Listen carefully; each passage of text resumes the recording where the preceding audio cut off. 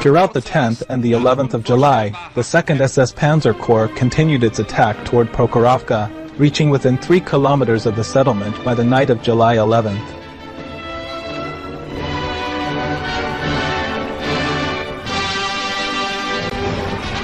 That same night, Hauser issued orders for the attack to continue the next day. The plan was for the 3rd SS Panzer Division Totenkopf to drive northeast until it reached the Kartashuka-Prokhorovka road. Once there, they were to strike southeast to attack the Soviet positions at Prokhorovka from the flanks and rear. The 1st SS Panzer Division Leibstandard and 2nd SS Panzer Division Das Reich were to wait until Totenkopf attack had destabilized the Soviet positions at Prokhorovka.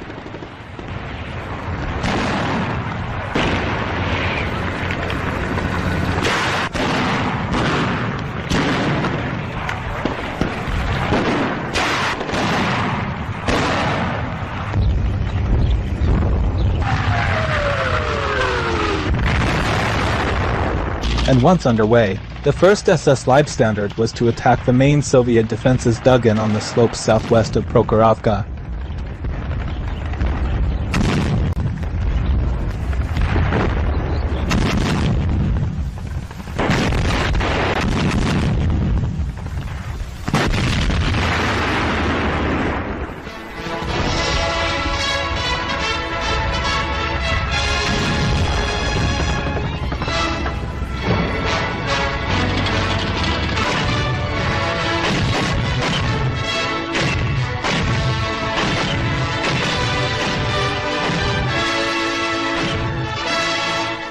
To the division's right, the 2nd SS Das Reich was to advance eastward.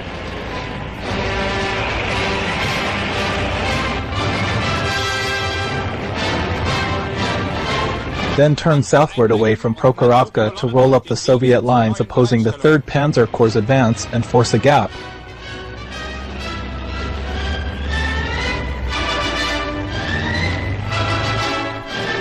During the night of July 11th, Rotmistrov moved his 5th Guards Tank Army to an assembly area just behind Prokhorovka in preparation for a massive attack the following day. At 5:45, Leibstandard headquarters started receiving reports of the sound of tank engines as the Soviets moved into their assembly areas. Soviet artillery and Katyusha regiments were redeployed in preparation for the counterattack. At around 8 o'clock, a Soviet artillery barrage began. At 8:30, Rotmistrov radioed his tankers. Steel, steel, steel, the order to commence the attack. Down off the west slopes, before Prokhorovka.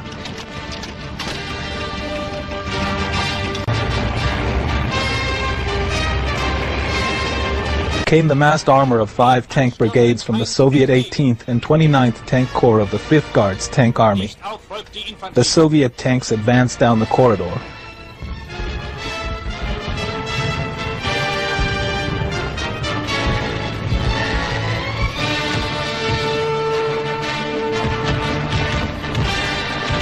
Carrying mounted infantrymen of the 9th Guards Airborne Division on the tanks.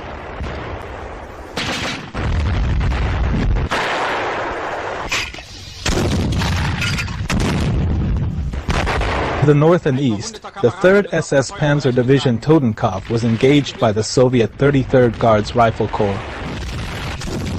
Tasked with flanking the Soviet defenses around Prokhorovka,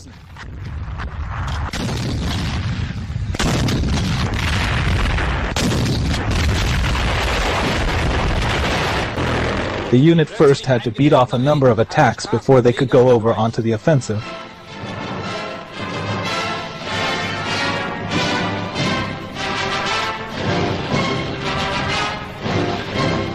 Most of the division's tank losses occurred late in the afternoon as they advanced through minefields against well-hidden Soviet anti-tank guns.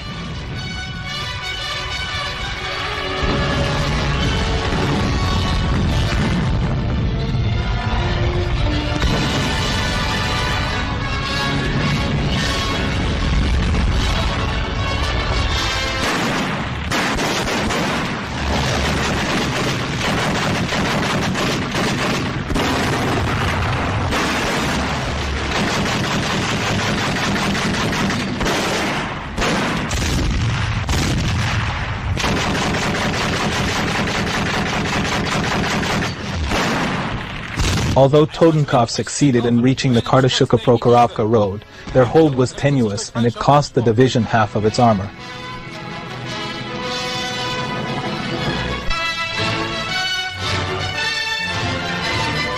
The majority of German tank losses suffered at Prokhorovka occurred here. To the south, the Soviet 18th and 29th Tank Corps had been thrown back by Leibstandard Division. Das Reich also repelled attacks from the 2nd Tank Corps and the 2nd Guards Tank Corps. Luftwaffe local air superiority over the battlefield also contributed to the Soviet losses.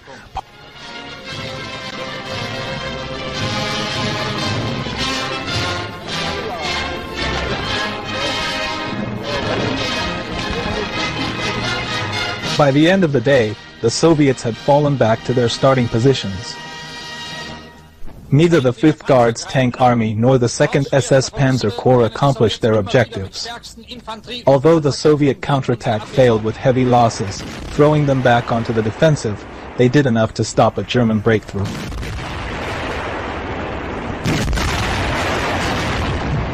On the evening of July 12, Hitler summoned Kluge and Manstein to his headquarters at Gorlitz in East Prussia.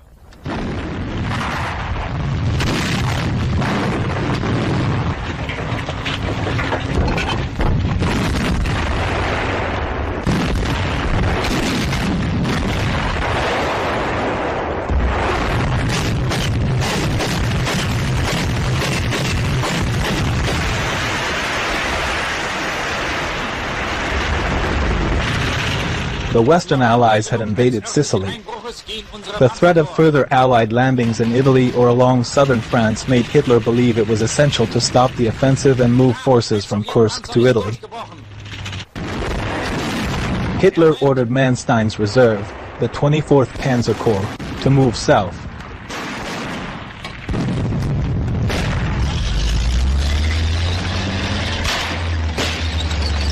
After 3 days, on July 17th, the 2nd SS Panzer Corps was ordered to end its offensive operations and begin to withdraw.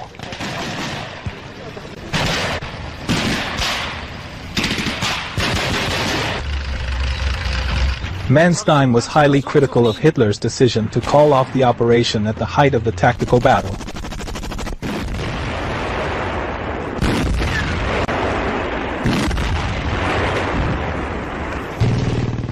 The thinly stretched German 9th Army stood in the way of the Soviet Bryansk front. During the defensive preparations in the months leading up to Citadel, the Soviets also planned and prepared counteroffensive operations that would be launched after the German offensive had halted. The German commanders had been wary of such an attack and forces were quickly withdrawn from the Kursk offensive to meet the Soviet offensive. Operation Kutuzov reduced the Oral salient and inflicted substantial losses on the German military, paving the way for the liberation of Smolensk. Soviet losses were heavy, but were replaced. The offensive allowed the Soviets to seize the strategic initiative, which they retained for the remainder of the war. After the heavy losses sustained by the Voronezh front during Citadel, the Soviets needed time to regroup and refit.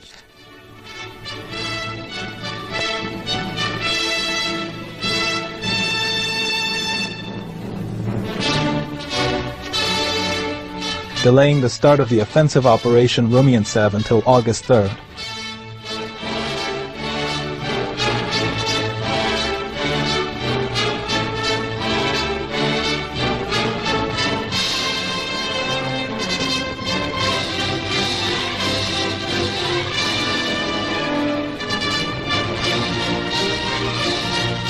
Diversionary attacks, launched 2 weeks earlier across the Donets and Meuse rivers into the Donbass, drew the attention of German reserves and thinned the defending forces that would face the main blow. The offensive was initiated by the Voronezh front and steppe fronts against the northern wing of Army Group South.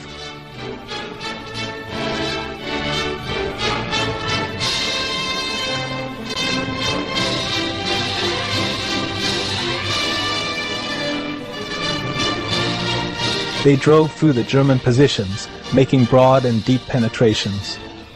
By August 5th, the Soviets had liberated Belgorod. By August 12th, the outskirts of Kharkov had been reached. The Soviet advance was finally halted by a counterattack by the 2nd SS Das Reich and 3rd SS Totenkopf divisions. In the ensuing tank battles, the Soviet armies suffered heavy losses in armor.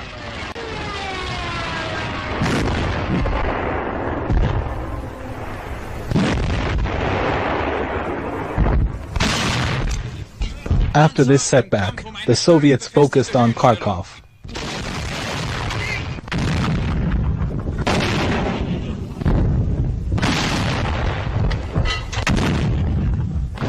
After heavy fighting, the city was liberated on August 23rd. Vor jedem Abschuss volle Deckung.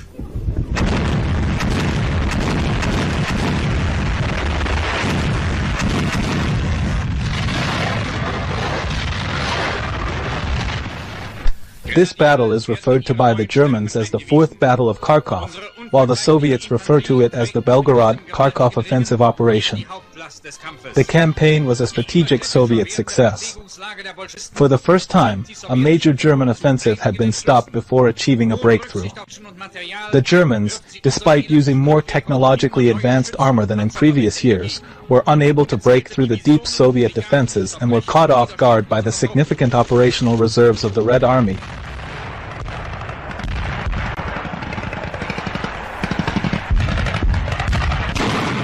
According to German medical records from the Battle of Kursk, German forces suffered up to 203,000 casualties and 2,952 tanks and armored vehicles destroyed or damaged. Half of these were recovered and repaired.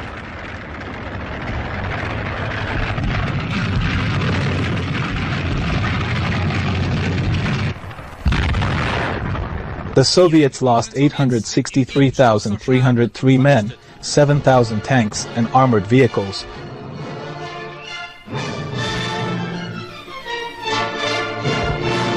3,300 aircraft, and 5,244 artillery pieces. The Soviet victory was costly, with the Red Army losing considerably more men and material than the German army. The Soviet Union was able to compensate for these losses with its abundant human resources and industrial production capacity thanks to the massive material support from the Western Allies.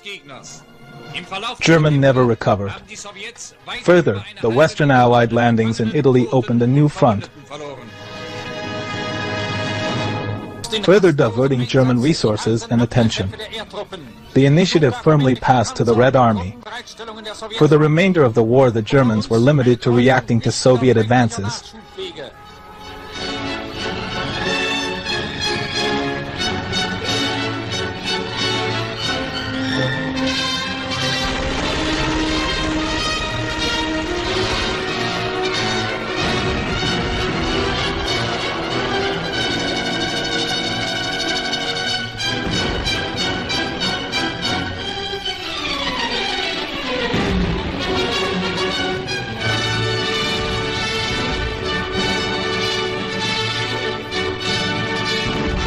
And were never able to regain the initiative or launch a major offensive on the Eastern Front.